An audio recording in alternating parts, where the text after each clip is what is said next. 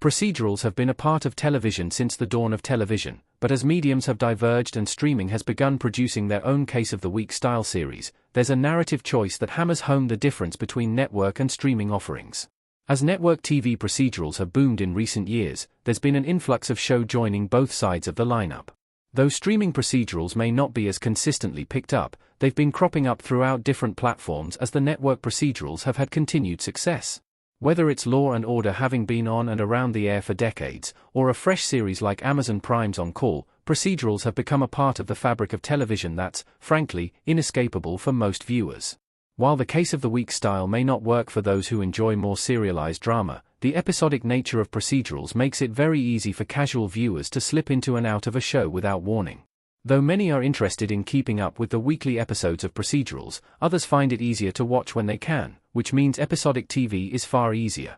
Though streaming procedurals don't have the same ability for viewers to slip into episodes without choosing them on their own, many still find the episodic style easier to watch. Despite being darker material, procedurals are often the most comforting shows for their nature of predictability. While both network and streaming procedurals have tons of similarities, their biggest difference lies in a narrative style that makes them infinitely different. Network procedural storytelling works for casual audiences, but limits growth. Episodic shows are easy to pick up and put down. Tim and Lucy standing together in The Rookie Season 7. Procedurals are great for causal audiences who don't feel the need to invest in what they're seeing on screen as heavily. The episodic nature of procedurals means that viewers can pop in at nearly any time within the series and, for the most part, be able to find their bearings.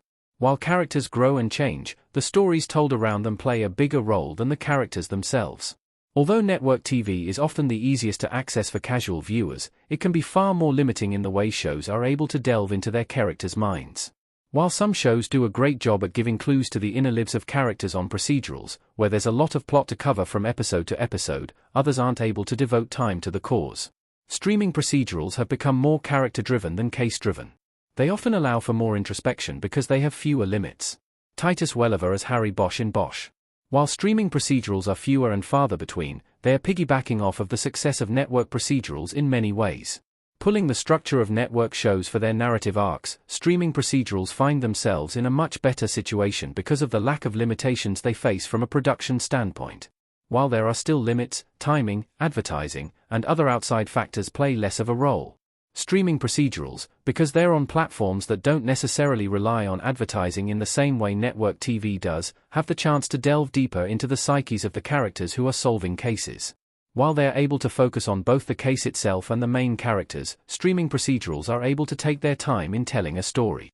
For shows like Bosch or The Lincoln Lawyer, the main cast is a massive part of the Case of the Week, or Case of the Season, but they have their own inner struggles as well.